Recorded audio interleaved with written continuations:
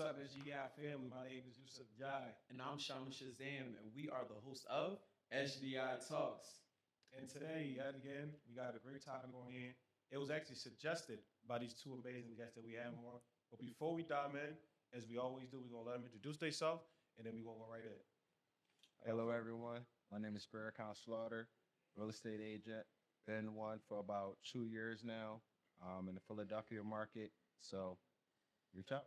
Let's get it. Assalamu alaikum, everyone. It's Ramata, the realtor. I am here with you all. I've been in real estate. This is going on to my third year, and I service the Maryland and Philadelphia area. Nice. Okay, so we're here to talk about real estate. And again, this is a conversation I've had with both of y'all. It was actually suggested, which we appreciate, because this is something even myself, I always been trying to understand. I think I even told you that before. But there's always the people that's out there as well probably looking at it like, how do we start? Where do we start? How do you get in? It do seem a little complex. But before we dive into that, I just want to know what pursued you guys to go in this area to want to do real estate and be an agent? So, what got me into real estate was just understanding that walking around and driving around the city, everything is owned by someone. Millions of dollars, if not billions of dollars going around. And then you just kind of you realize that to build wealth, you need ownership of something. Real estate is, truth be told, probably number one on that list. It's just one of those smart things to kind of start early and then move from there. Like a spark lit up, basically. I feel that, Yeah. So with me, I got my inspiration actually from my parents. Like many immigrants, they came here. They left everything behind back in Mali, all right, West Africa. They left everything behind to have a fresh start. My mom, she is a alpha female. She is strong. She is unapologetically herself. She's assertive. She's intelligent. So that coupled with, some of the injustices they experienced when they were here as immigrants, she was like, there's no way she has to own because she's tired of renting from others, being in a position where she feels belittled. So that led her to ownership, right? I saw her through the process, they owned, and then not only that, I saw the ending result, which is financial freedom, like you said, right? They've been retired for quite some time. They don't have a mortgage. And just think about how that looks for you as the kids, right? You don't have to worry about taking care of your parents because they're set. So it just made sense, and I got into it myself personally, and then I was like, well, this is attainable, so that's why I'm here. Nice. We appreciate those answers. So, for the most part, let's dive right into it because when we talk about real estate, it's so much. But really, what advice would you be able to give for like first-time buyers? And I know that's like a lot. There's so many. Yeah. The biggest thing is making sure that you dictate your readiness. Don't let the market make that for you. I say this because, yes, interest rates are high. Interest rates are between 7-8%, give or take. And everyone's waiting for the moment when interest rates will go down.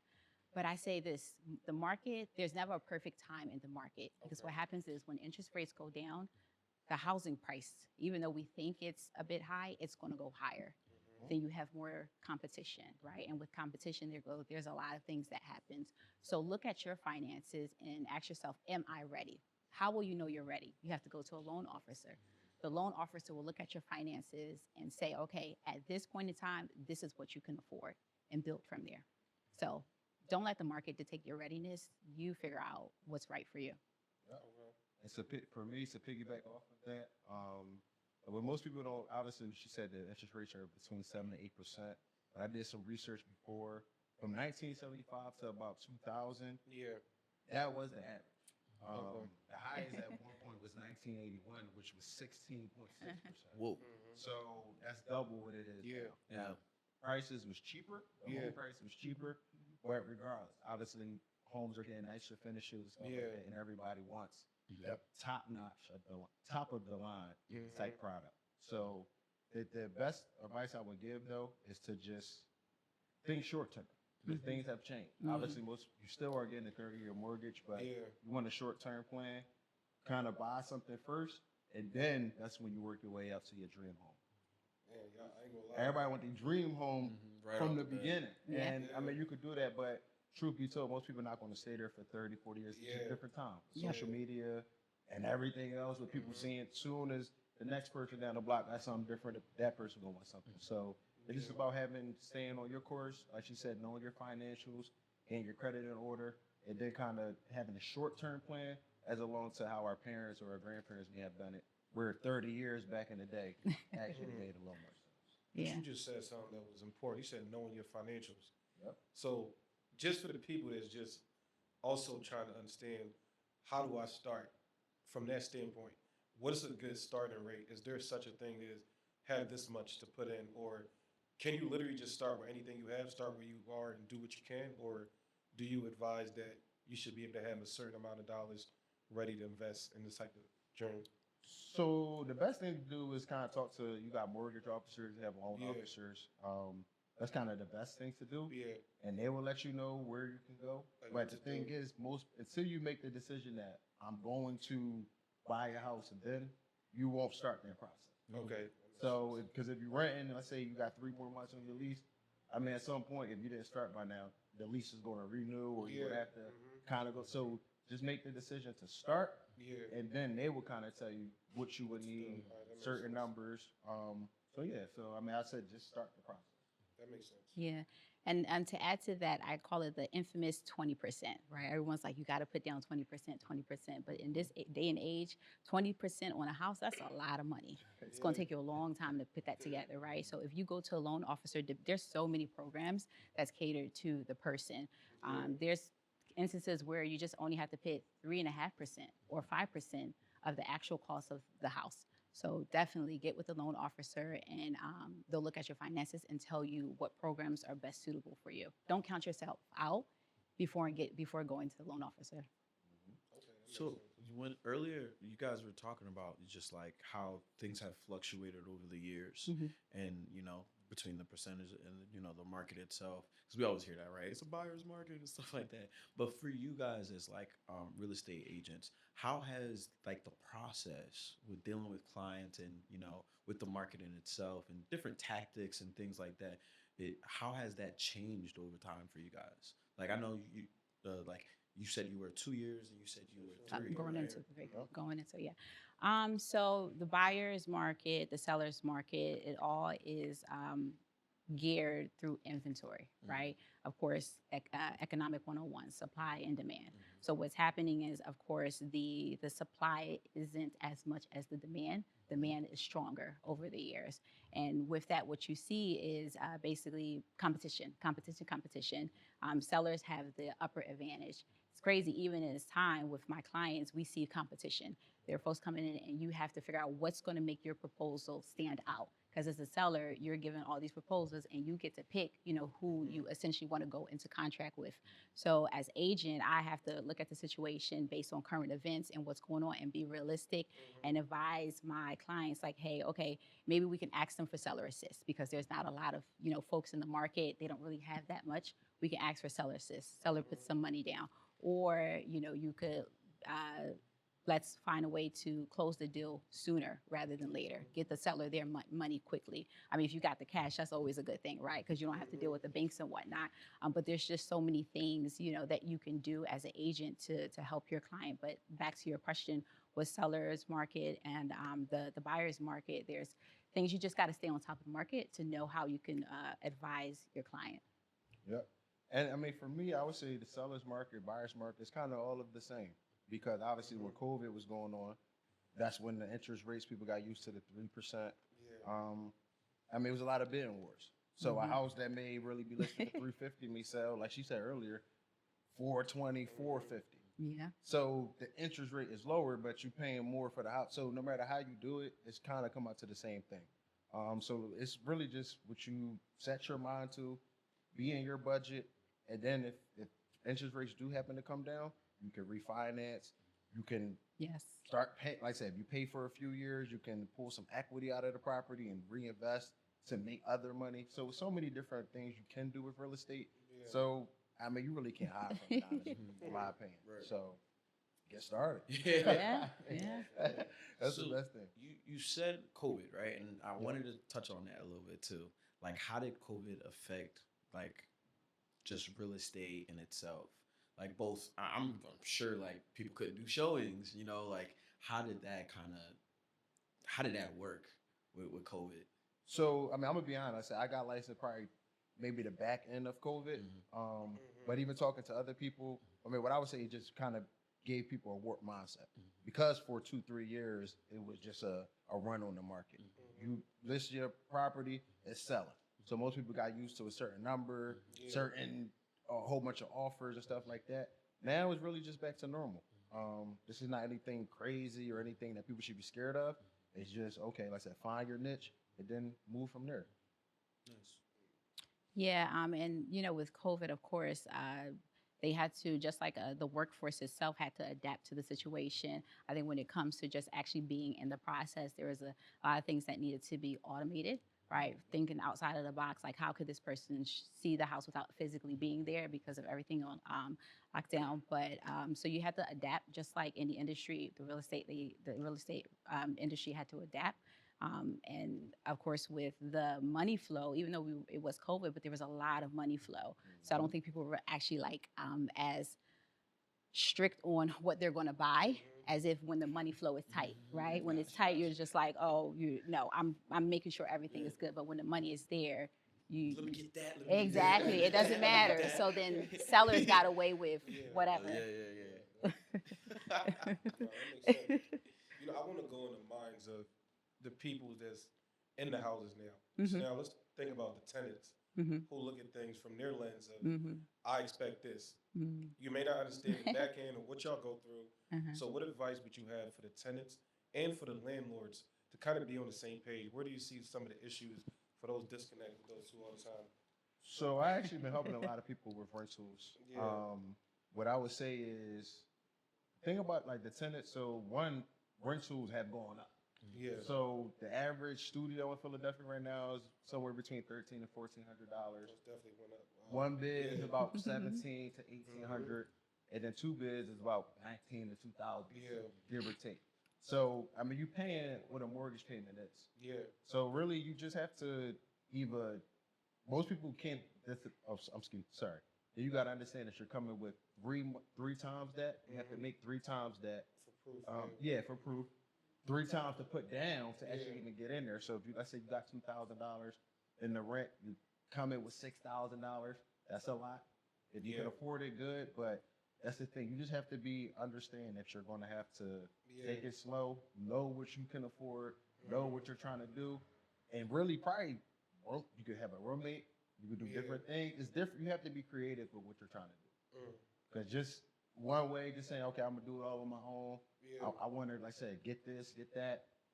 Most of the time, it's probably not gonna play out how we want it. So,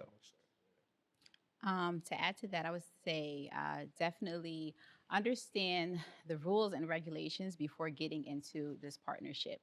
Because what happens is, at the beginning it's good, right? Everyone's satisfied. The tenant gets a place to stay, the landlord gets some start income, but then when something happens, then it's like, okay, who's responsible for what?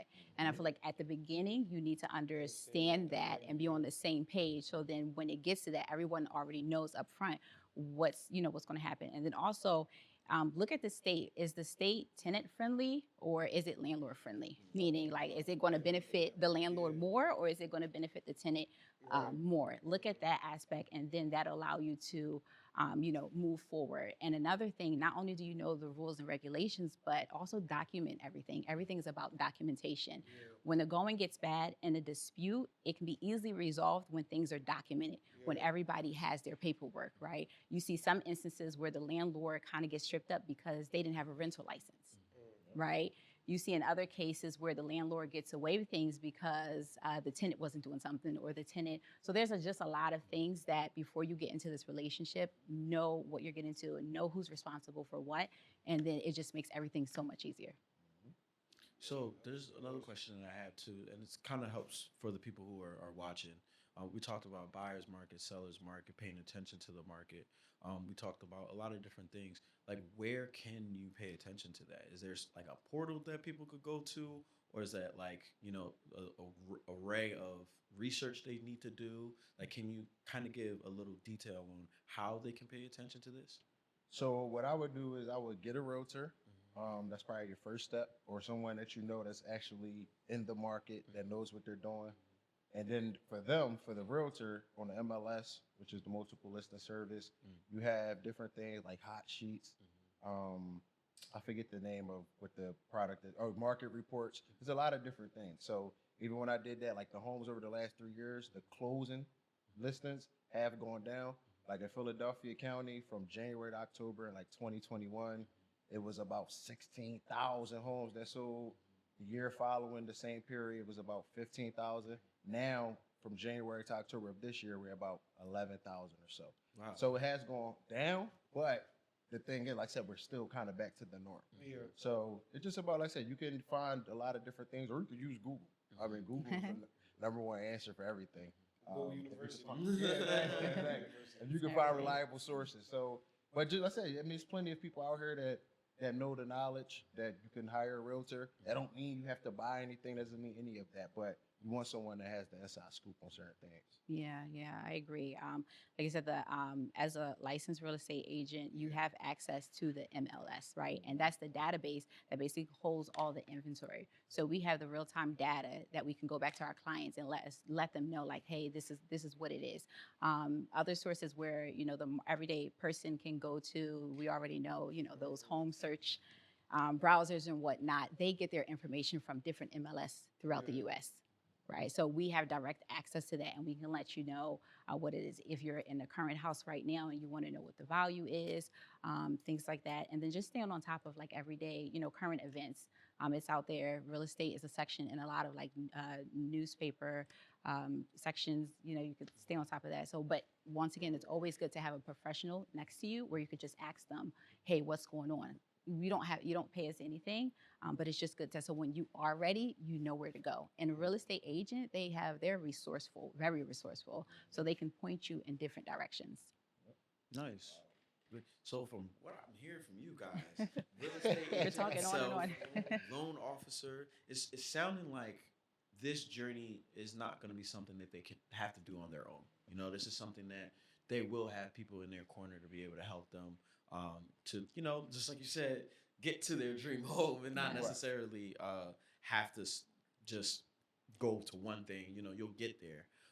Another question that I wanted to ask you guys, like within your journey with being a real estate agent, was there a specific, I guess, situation or a specific memory or something that happened that really like made you fall in love with this even more?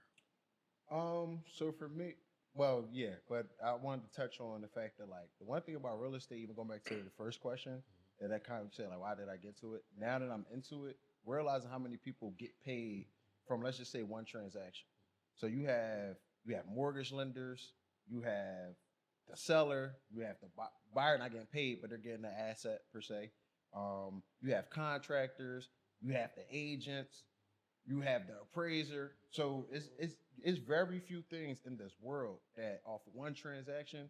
I mean, I'm probably missing some people too. But the thing is, you could get paid. So many people are getting paid from that one transaction.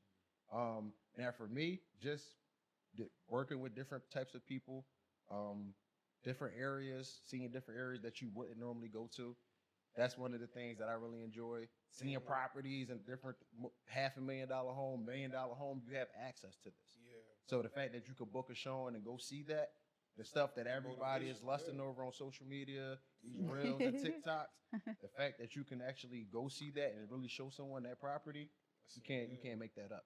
That's real life and it's beautiful. So good Facts. What around you about it? Getting that, I know we talk about it and it's a word that we throw around a lot, but that financial freedom, like it just, your money goes so far if you don't have to pay mortgage or rent, regardless of how much you make, right? If that's out the equation, you're living good. And I'm seeing that through folks that have purchased it. And I was just like, wow, this is not only is it attainable, it's doable, right? And why not share this with folks that were in the same situation? Why not share it, right? Why not help those folks so they can also get that financial? Because I know we a lot of folks, we have a lot of multiple streams of income. We save, but I just realized like you can only save but so much. And what is it going to take you to that next level? Is real estate. A lot of wealthy folks, what do they have in common? Properties. Yeah. It's there, and it's attainable for us. Yeah. It's attainable. You just got to know the process. And what people don't know, or some people may know, but Berkshire Hathaway is owned by pretty much by Warren Buffett. So one of the richest men in the world, if not the richest, Berkshire Hathaway is Warren Buffett. So that tells you almost everything you need to know. Yeah. So yeah, real estate is top notch when it comes to what you trying to do and invest in. You know what I noticed about real estate agents? Is that how you title it? What? Real estate agents, right? Yeah.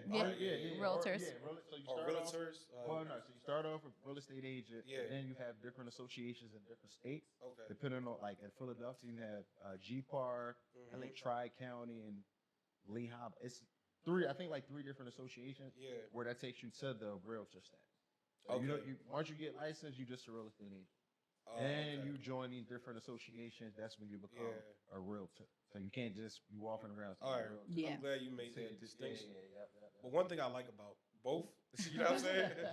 Real estate agents and realtor, when I watch from afar, and of course my perspective is a little skewed because I don't know too much, even though I feel like I'm learning a lot. You feel me? Y'all doing that.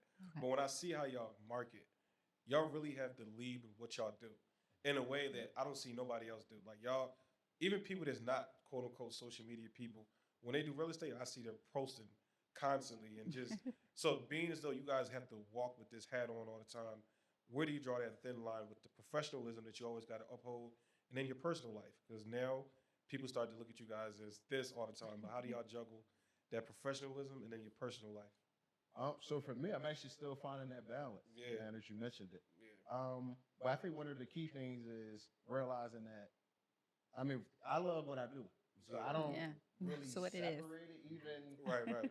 It's just, I don't know. It's no way to really separate it. Yeah. Times at 9 o'clock at night, I'm on the MLS or I'm just Googling certain things. It's hard to go. Passion, somewhere. man. Passion Yeah. changes everything. It's hard to go somewhere and I see it. Now, the key, though, is like whether you're in the airport, you walking, everybody you can make a connection with. And that could technically be a client, a business partner. So it's really, for me, hard to kind of separate it. I honestly don't want to separate it. That makes sense. You know? That's a different perspective. And you got to find time. I'm not trying to tell people, like, run Yeah. yourself into the ground. We spoke earlier about how a lot of people get into this business and don't understand. You got to put some money up front. Yeah. It sounds good. That might be the glitz and glamour, but But you gotta, it's not easy. It's definitely not easy. Yeah. You gotta market. You gotta know. You gotta start building the team. Mhm. It's a slow process. You may come in and thinking, "Oh, I'm just gonna hit the ground running." You know, most people can't unless you just already have those resources in place. Yeah, y'all be marketing. That's what I said. One thing I know about y'all, We do. when I watch y'all gonna post that. Y'all gonna post the brand. Y'all gonna give an example. I'm like, yo, it makes me, even though I'm in a different realm, just from marketing to marketing perspective, I respect that because you can tell y'all tunnel vision. I'm like, y'all really using social media for the sure reason of just marketing. I'm like, I like that. You know? And I just to add to that, the one thing is too, like sometimes pictures and even videos don't do it justice. Wow. That's Yeah. the one thing I say. Like sometimes you may see something, oh, that room looks small, or Yeah. you know that looks like this, and when you get in there, it's just a completely different energy. Okay, that makes sense. Completely different thing every time. It may be worse than what you see. It may be better, but very rarely is it exactly what you Okay, see. that's a good perspective. So let's be prepared. Bada, what you think? You know what? You touched on a lot of things. Like I don't see a separation because if you just love it, you know, you get joy just talking about it. Like you don't even think that it's work. Of course, just like anything in life, there's the work aspect of it that you may not like it, right? The computer, the contracts that you have to deal with, but explaining those contracts, like, and seeing where you're able to make that connection where the person didn't know, now they understand it. It's just everything. Like me, like I said earlier, I come from Mali, right, West Africa, and I'm able to, those that are in my community that speak Bamana, I'm able to translate that, right? And sometimes, you know a language, but it just resonates even more if it's in your native language. So making that connection, like it's just intertwined. Now, of course, I have family, very, very supportive family that's allowed me to balance it, because you don't really never balance anything in life. It's just, you just got to figure it out. Like I said earlier, the way my mom is, the apple doesn't fall far from the tree. So I kind of have some, if not everything in her. So I'm just going to do it. If it needs to be done, it will be done. And yeah. And I can hear the passion in your voices too. Like I can feel the passion that you guys love for real estate and helping the people who want to get into it. And then it really goes far. You know, there's a lot of people who wake up and they have to do something. They're not necessarily passionate about it. But just like you said, being up at 9 o'clock at night is like, yo, why am I still here? But it's like that passion is the fuel. Yeah. You know, and there's something that we say about business all the time. You have to have passion for it because there are going to be days that, you know, it just wasn't a good day. Or whatever. No. So speaking of those, like, what are some challenges that you guys went through, you know, in this journey, in this career, in this path? Yeah, you wasn't ready for that one. I'm ready. So I would say, go ahead. Go ahead. No, go ahead. Since you're ready. So I would just say, like I said, obviously from what you see, obviously you see $1 million homes, $500,000 homes. It's just not exactly what you think in terms of just hitting the ground running. So you're going to have to put some money up. But the challenge is too is it's not as competitive as people think. Yeah. Working with other agents is actually your best friend. Because if I have a listing and she has a buyer, we both can get paid from that. So that's what I'm saying. So it's an industry as well where working with somebody is actually your best bet. Yeah, absolutely. So when you get into this thing, you want to connect, you want to network, go to different networking events and stuff like that. That's your best bet. And that's really good to hear too, you know, because it's like, it seems we try our best to tell people like, yo, everyone can eat, you know, like, yes. everyone is in some type of competition, crabs in a barrel thing. And it's like, it's poisoning people's minds. And the mind is not something you want to poison because then it poisons your actions, right? Yeah. So like hearing that definitely helps out. What about you, Ramata? A lot of challenges, but let's see. Just knowing that whatever you do, you know, you could do everything perfect. And I've witnessed it so many times in a transaction. Like you just did everything, but you don't make it to the table. And then what do? Right? And no one gets paid until you make it to the table. Until they sign, no one gets paid.